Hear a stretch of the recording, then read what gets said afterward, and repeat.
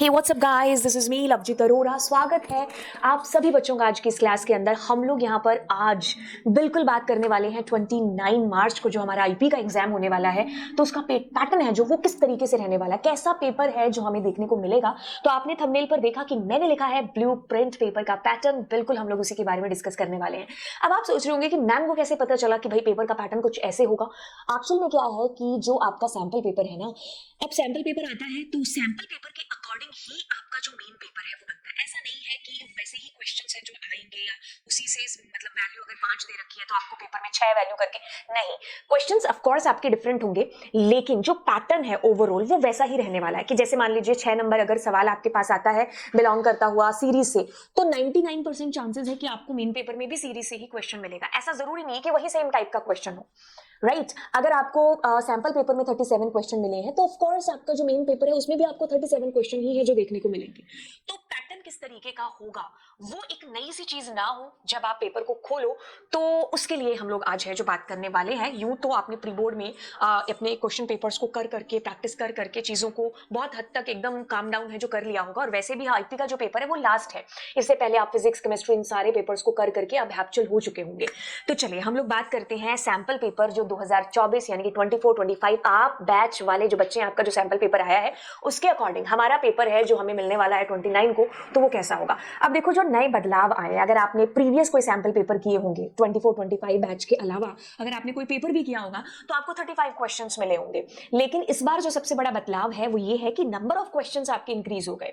जी हाँ, आप सही सुन रहे हो, नंबर ऑफ क्वेश्चन आपके 35 से 37 हैं जो हो चुके हैं। सेक्शन ए के अंदर आपके पास पहले 18 क्वेश्चन होते थे, अब आपके पास 21 क्वेश्चन है जो हो गए, यानी कि 20 एंड 21 आपका जर्शन रीजनिंग है जो कर दिया है। ये अच्छी चीज है कि आपके पास एमसीक्यूज की तादाद है जो, या संख्या कह लो या नंबर कह लो कि वो बड़ा है, राइट। ओके, अब ट्रू फॉल्स के पैटर्न को भी इन्होंने इंक्लूड किया है, मैचिंग मैचिंग भी इंक्लूड करी है, ठीक है। डेटा फ्रेम क्रिएशन है जो स्पेसिफाई करके बताने लग गया कि भाई इसमें से आपको, इस पैटर्न से आपको डेटा फ्रेम बनाना है। जैसे आपने कभी 2020 का पेपर देखा होगा, 2021 का पेपर देखा होगा, तो आपसे क्रिएशन पूछा, ऐसा नहीं कि मुझे इस वे से या इस वे से। अब थोड़ी सी चीजें स्पेसिफिक होने लग गई है क्योंकि पैंडास पहले बहुत नया था, क्योंकि 2020 का ऐसा बैच था जब आप कह लो कि आपका C++ खत्म हुआ था। इससे पहले तक तो इट वाज ऑप्शनल, बाद में कोविड वाले जो बैच था उसी से ही आपका ये जो है हो चुका था कि भाई मैंडेटरी, कि अभी आपका C++ या जो भी जावा थी वो नहीं होगी, अब ये वाला पैटर्न है जो होगा। तो तब के जब शुरुआत के पेपर देखते होंगे तो आपने पाया होगा कि बस क्रिएशन पूछा है, बट अब चीजें स्पेसिफिकली होने लगी कि आपको अगर डेटा फ्रेम क्रिएट करना है तो आपको इस तरीके से क्रिएट करना है। तो मतलब साल भर साल आपके पेपर का जो लेवल है ना वो कहीं ज्यादा और बढ़ता हुआ जा रहा है। तो ये सैंपल पेपर अगर आपको लगा कि ये 70% तक ओके है, तो आप कह लो कि उसका डबल है जो आने वाला है आपको पेपर के अंदर। तो आसान नहीं होंगी चीजें, ऑफ कोर्स डरा नहीं रही हूं, लेकिन आपको पहले से अलर्ट कर रही हूं कि आप तैयारी उस तरीके से है जो जरूर करके जाइएगा। तैयारी करके जाओगे तो ऑफ कोर्स आपको लगेगा अरे यार एकदम मलाई पेपर, मक्खन पेपर है जो हुआ, वैसे भी होगा क्योंकि आप इतने दिनों से मेरे साथ तैयारी है जो कर ही रहे हो। तो चलिए, अब 37 क्वेश्चन है जो मैंने कहा इसके अंदर होने वाले हैं। नई चीज जो इंक्लूड हुई है, अब देखो क्या है, चैप्टर वाइज अगर हम बाइफर्केशन की बात करें तो नेटवर्किंग देखो 10 नंबर का है, इससे ज्यादा तो क्या होने से रहा, बस वो बाइफर्केशन कैसे हुआ है आपको ये चीज जानने की जरूरत है। अब देखो आपको कितना ध्यान है जो नेटवर्किंग के ऊपर देना है। सबसे पहले तो आप ना ये जो आपका क्वेश्चन है बिलोंग करता हुआ ये इसे केस स्टडी वाले से, आप इसको कतई मत छोड़ करके जाना, क्योंकि 10 नंबर में से 5 नंबर का वेटेज तो इसके अंदर ही आ गया। तो आप अगर इसको छोड़ करके जाएंगे तो दैट्स कॉल्ड बेवकूफी। अगर मैं आपको कह रही हूँ कि ये आएंगी चीज, आप उसको फिर भी छोड़ करके जा रहे हो, तब हम अपने पांव पर खुद कुल्हाड़ी है जो मार रहे हैं। हम मारेंगे नहीं क्योंकि मैंने आपको पहले बता दिया। तो आप अगर नेटवर्किंग में से कुछ करना चाहते हैं तो आप इसको जरूर है जो करिए, फिर आप बाद में थैंक यू चाहे बोलते रहना। तो आप सेक्शन ई का ये केस स्टडी बेस्ड इसको बिल्कुल है जो कर लेना। उसके बाद हम देखिए सेक्शन बी, इसमें से आएंगी आपके पास चीजें लिखने के लिए। तो लिखने के लिए हम अपनी शॉर्ट लिस्ट है जिसके ऊपर जाते हैं। तो आप लिखने में इसमें आप गेटवे को जरूर इंक्लूड कर लेना, क्योंकि 2 साल से गेटवे का क्वेश्चन आ रहा है आपके पास में, ठीक है। तो ये इनमें से अगर आप कुछ लगता है कि यार बहुत सारी चीजें होंगी पढ़ने वाली, अब क्या करें, 2 दिन बाद मेरा, 1 दिन बाद, अभी मे भी हो सकता है 2 आवर्स के बाद पेपर है, तो मैं क्या करूं, क्या पढ़ूं, मैं सारा कुछ नहीं पढ़ सकता। तो आप इन सबको जो है पढ़ लेना, ठीक है, अगर आप थ्योरी के अंदर चीजें कर रहे हैं तो। और मेरे ख्याल से अगर आप इनको पढ़ते हैं ना तो आपका सेक्शन ए ऑटोमेटिकली हो जाएगा। कोई क्वेश्चन नहीं है जो आप कह लो कि फंसे ना आपसे, तो फंस जाएगा इसमें से क्वेश्चन। तो केस स्टडी बेस हो गया, शॉर्ट लिस्ट मैंने आपको बता दी, तो 10 नंबर आपके नेटवर्किंग के हिस्से के हो गए हैं। अब बात करते हैं सीक्वल की। एसक्यूएल के अंदर है आपका ये हर सेक्शन के अंदर फैला है भाई, ये अपने आप में 25 नंबर कैरी कर रहा है।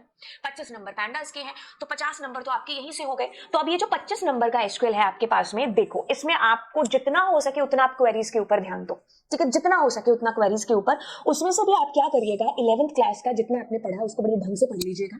उसके अलावा जब आप 12th के ऊपर आते हैं, 12th के अंदर आप सारे फंक्शंस इनको कर लेना, एग्रीगेट फंक्शन समेत, इनके डिफरेंस समेत, ये आपको बड़े ढंग से करना है। ऑर्डर बाय वगैरह तो एक आधा क्वेश्चन आपको दे ही देता है। ग्रुप बाय के क्वेश्चन आपको 2 से 3 आपको मैक्सिमम आ ही जाते हैं। हैविंग के साथ भी आने की बिल्कुल संभावना है, और अभी आपके पास ज्वाइन भी है जो एडेड हुआ है, तो एक क्वेश्चन आपको ज्वाइन का भी है जो बिल्कुल आएगा। तो आप 11th क्लास की जो आपकी बुक थी एनसीईआरटी की, उसके अंदर जो आपका एसक्यूएल था वो सारा आप करने के बाद आप 12th क्लास वाली एनसीईआरटी के ऊपर है जो आइएगा। यानी कि आपको इसमें कोई भी कह लो आलस नहीं दिखाना है कि यार नहीं कर लेंगे यार, इसको आपको बड़े ढंग से है जो करना है। ऊपर नेटवर्किंग का मैंने शॉर्ट ट्रिक आपको बता दिया, यहाँ पर आपको थोड़ी मेहनत है जो जरूर करनी पड़ेगी। तो क्वेरीज के ऊपर बिल्कुल है जो ध्यान देना। सबसे आसान कहूंगी तो यही है, एसक्यूएल ही है सबसे आसान टॉपिक्स के अंदर आपके पास आता हुआ। तो देखो एक एक नंबर के क्वेश्चन आपके वैसे ही फंस जाएंगे अगर आप क्वेरीज पर ज्यादा ध्यान है जो दोगे। लिखने वाली कोई चीज है नहीं इसके अंदर। सेक्शन बी है, सेक्शन बी में 2-2 नंबर वाले क्वेश्चंस के अंदर आ जाएगा। अगर आप मान लीजिए डिलीट की और ड्रॉप की कमांड कर रहे हैं तो डिफरेंस तो आप लिख ही पाओगे उसका, अगर आपको लिखने को मिले। आप ऑल्टर और अपडेट कर रहे हो, अगर आपको आता है कि हाँ इसका प्रैक्टिकल ऐसे हो सकता है, तो थ्योरी भी आपको आती होगी। तो थ्योरी लिखने में ज्यादा आपको मतलब नहीं एफर्ट मारने पड़ेंगे अगर आपका प्रैक्टिकल पोर्शन अच्छा है इसके अंदर, ठीक है। तो यस, आपका एसक्यूएल के अंदर मैंने आपको बता दिया कि 25 नंबर कुछ इस तरीके से बाइफरकेट होकर के आएंगे। हर सेक्शन में आपको फैले दिखेंगे इसके क्वेश्चंस। फिर आते हैं सोसाइटल इंपैक्ट पर, जो कि आपका 10 नंबर का है। अगर आप इस पर ना बहुत कम से कम टाइम भी लगाएंगे ना तो भी हो जाएगा, क्योंकि इसमें आपका एक बड़ा क्वेश्चन आता है, ये जो 3 नंबर का है, जिसमें आपको एकदम अपने आप को ना महात्मा गांधी समझ के एकदम पूरे वो करके आपको आंसर है जो करना है। मतलब आपका दिल कह रहा होगा कि नहीं नहीं 1-2 लगा दे, नहीं, पर आपको ऐसा सोचना नहीं है। आपको पूरा एकदम अपने आप में एकदम गांधी गिरी स्टाइल में आपको उस आंसर को करना है कि आपसे एडवाइस पूछी जाएगी कि फलाना फलाना इस मतलब उसको मेल आई है, उसको कोई ब्लैकमेल कर रहा है, या फिर उसको कोई किसी लिंक पर क्लिक करने को बोला, उसे क्या करना चाहिए, है ना। तो आपके मन में जो भी खुरापाती चीजें आ रही हैं उसको आपको बिल्कुल एकदम डाउन करके गांधीगिरी स्टाइल में आपको उसको आंसर करना है। तो ये क्वेश्चन आप बिना पढ़े भी मेरे ख्याल से आप दे सकते हो। अगर बात करें तो आप जो आपका ई वेस्टेज वाला है, या फिर आपके डिजिटल फुटप्रिंट हो गए, ठीक है, और जितने भी क्राइम्स हैं तो सब में डिफरेंस हो गया, कॉपीराइट वगैरह इनकी डेफिनेशन होगी, तो इनको आप जो है ढंग से इनकी परिभाषाएं हैं जिनको आप अच्छे से याद कर लेना, ठीक है। तो सेक्शन सी है, उसके अंदर आपको 3 मार्क्स का क्वेश्चन है जो आएगा। बाकी आपको देखो सेक्शन ए में छोटे क्वेश्चन है तो वो इसी के अंदर से आपको फंस जाएंगे। एनसीईआरटी इज इनफ, उसको ढंग से एक बार आप गो थ्रू कर लेना, ज्यादा टाइम नहीं लगेगा। तो चीजें हैं कि जो याद रहेंगे आपको, इसलिए बेटर रहेगा कि आप वन शॉट भी देख करके जाएंगे तो भी इनफ होगा। ओके, अब आप आगे चलते हैं और पैंडास की बात करते हैं। तो ये भी आप कह लो फैला है जैसे एसक्यूएल है। पैंडास के अंदर आपको देखो फर्स्ट जो आपका सेक्शन है उसके अंदर आपको 7 नंबर एमसीक्यूज आएंगे, 7 एमसीक्यूज आ गए। देन आपको लिखने वाले क्वेश्चन आएंगे, जैसे पैंडास और डेटा फ्रेम के बीच में अंतर बता दो, सॉरी डेटा फ्रेम और सीरीज के अंदर अंतर बता दो, पैंडास नंपाई या मैटप्लॉटलिब तीनों में अंतर बता दो, या इनकी परिभाषाएं लिख दो। तो अगर आपने प्रैक्टिकल किया होगा तो आप कुछ तो लिख पाएंगे, और कुछ तो जब आप लिखते हैं ना तो उनको भी प्रैक्टिकल इंप्लीमेंटेशन से एक्सप्लेन है जो करो। जैसे लॉक आईलॉक में डिफरेंस क्या है, डेफिनेशन जैसे बता दी, अब आप उसको एक्सप्लेन करो विद एग्जांपल। बिल्कुल प्रैक्टिकल यहाँ पर आपको बड़ी हेल्प है जो करने वाला है। ओके, फिर आपके पास में सेक्शन सी है जिसमें आपको क्रिएशन बकायदा पूछा गया है। स्पेसिफिकली बोला था ना डेटा फ्रेम का क्रिएशन, तो क्रिएशन आप सीरीज की और डेटा फ्रेम की रेडी कर लो। शॉर्ट ट्रिक मैंने बता रखी है आपको कि चुटकियों में कैसे आप शॉर्ट ट्रिक कर सकते हो। ये वाला आपको थंबनेल दिख जाएगा, कल परसों में आपको लेक्चर है जो मिला होगा। और यस, मैंने सारे तरीके से इजी टू इजी तरीके कैसे मतलब शॉर्ट ट्रिक से आप क्रिएशन कर सकते हो, तो ये मैंने आपको उसमें बता रखा है। अब चलते हैं, इसमें बड़ा क्वेश्चन है जो आपके पास आएगा। बड़े क्वेश्चन के लिए एक ही है कि आप पिछले जितने भी ईयर के क्वेश्चन है बड़े वाले, आप उनको करोगे तो आपके फंस जाएंगे क्वेश्चन। ऑलमोस्ट सारे ही है जो ट्रिक से फंसने वाले हैं क्वेश्चन। तो ये आपके पास रहा 11 क्वेश्चन 19। अब आते हैं मैटप्लॉटलिब, इसका आपको छोटे छोटे क्वेश्चंस में क्वेश्चन आ रखा है। देन आपको एक बड़ा क्वेश्चन है जो पूछा है, 3 तो ग्राफ है आपके, इसको भी मैंने 5 मिनट वाले उसमें 15 मिनट वाले लेक्चर के अंदर आपको शॉर्ट में भी बता रखा है, डिटेल में भी बता रखा है। अगर आप इसको देखोगे that will be more than enough. 3 graph है आपके पास, मतलब तीनों को मैंने आपको उसी एक लेक्चर के अंदर बता दिया है। तो यस, ये आपके पास रहा बाइफरकेशन। अब देखो अगर हम बीते हुए साल जो है हमारे ईयर्स, उनके अंदर अगर हम कंपैरिजन करें तो सबसे बड़ा चेंज तो नंबर ऑफ क्वेश्चंस में आ गया। ठीक है। फिर आप ये चीज पाओगे कि हाँ बी सेक्शन में कोई चेंज ज्यादातर आपको देखने को मिला नहीं। फिर सी सेक्शन में क्वेश्चन की संख्या कम हो गई और फिर आपके पास केस स्टडी क्वेश्चंस आ गए डी के अंदर एंड देन आपके पास फाइनली यहाँ 5 नंबर के 3 क्वेश्चंस भी एड ऑन है जो हो गए। तो ऐसे आपके पास paper year by year change होता गया। तो 2024 और 25 का कुछ पैटर्न ऐसा था। अब मैंने 23 एंड 24 को भी यहाँ पर बाइफरकेट कर दिया ईयर वाइज भी। तो सेक्शन वाइज क्या हुआ, यहाँ पर आपको 4 क्वेश्चन यहाँ इंक्रीज हो गए, 7 क्वेश्चन आ गए आपको। सोसाइटल इंपैक्ट से भी आपको क्वेश्चन है जो आए हैं, एसक्यूएल से भी, नेटवर्किंग से भी, मैटप्लॉटलिब से भी आपको क्वेश्चन है जो छोटे क्वेश्चन में देखने को मिला है। क्योंकि ये 21 नंबर का है, यहाँ पर मेरे को चेंज करना चाहिए था, दैट इज ऑफ 21 मार्क्स का है ना। ओके, अब हम नीचे चलते हैं और सेक्शन बी की बात करते हैं। तो सेक्शन बी के अंदर आपको जो है 2-2 नंबर के क्वेश्चन है जो देखने को मिलेंगे, जिसमें आप टांडा से पाओगे क्वेश्चन, सोसाइटल इंपैक्ट से, एसक्यूएल से और नेटवर्किंग से। ठीक है, तो इससे जब आप क्वेश्चन करोगे ना, ये जो थ्योरी वाले क्वेश्चन आएंगे, तो आप क्रिएशन, एट्रीब्यूट, वेक्टर, ये सारे आप फैच वैल्यूज कैसे करना है, ऐड कॉलम, ये सब आप बड़े ढंग से कर लेना। ये जितनी भी मैंने चीजें इसमें से लिखी, एक तरीके से शॉर्ट चेकलिस्ट है कि सबसे मिनिमम भी करके जाएं तो कितना करके जाएं, ये तो हमें करके ही जाना है। ठीक है। अब सेक्शन सी के अंदर भी आपसे 3-3 नंबर के क्वेश्चन है, तो यस आपके पास 15 नंबर का है। तो सेम ये पैटर्न हमेशा से ही ऐसा ही रहा है। तो सेक्शन सी में कोई ज्यादातर चेंजेस आपको देखने को नहीं मिले। बस इसमें ये दिखा कि मैटप्लॉटलिब यहाँ किसका दिया और पैंडाज आपके पास यहाँ आ गया। पहले 5 नंबर का अकेला मैटप्लॉटलिब था।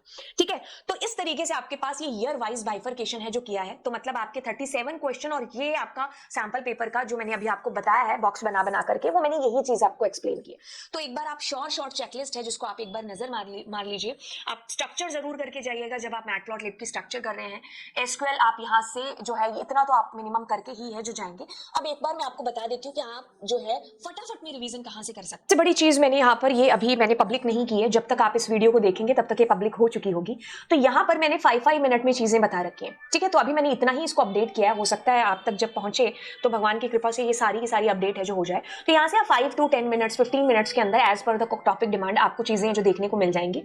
फिर देखो ये 1-1 मिनट के शॉर्ट्स भी हैं। तो यहाँ पर 1-1 मिनट के शॉर्ट्स के अंदर आपको क्या मिलेगा, छोटे छोटे टॉपिक्स, क्वेश्चंस जो बोर्ड के अंदर आ चुके हैं, तो वो सारे के सारे आपको देखने को मिलेंगे ऑफ कोर्स। ठीक है, सीरीज ये सब आपको तब तक तो ये पब्लिश है जो हो ही चुके होंगे।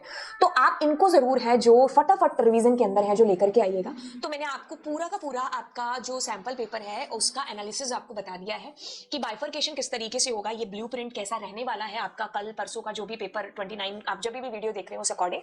तो यस आपका सैंपल पेपर है जो उस अकॉर्डिंग आपका ब्लूप्रिंट है जो बन करके आएगा। एंड बिल्कुल सैंपल पेपर को आप करके जाइएगा। और बाय बाय ऑल, दोस्तों के साथ में इस लेक्चर को भी है जो शेयर कर दीजिएगा। Bye all.